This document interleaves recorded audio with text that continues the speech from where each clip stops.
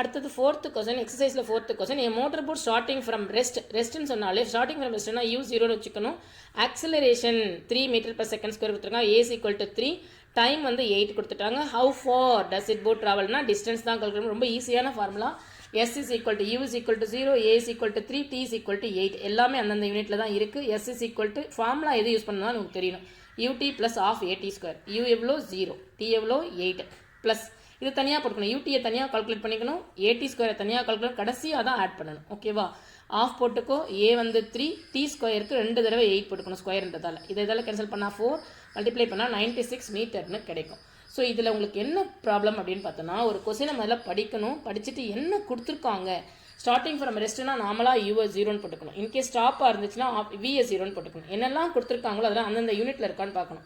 Time வந்து மினிட்ல இருந்தால் செகண்டில் நாமளாக மாற்றிக்கணும். ஹவரில் இருந்தாலும் செகண்ட்ஸில் மாற்றிக்கணும். ஏ வந்து மீட்டர்/செகண்ட் ஸ்கொயரில் தான் இருக்கணும். இதெல்லாம் எழுதிட்டு கரெக்டான ஃபார்முலாவை சப்ஸ்டியூட் பண்ணி போட்டால் உங்களுக்கு ஆன்சர் கிடச்சிரும்.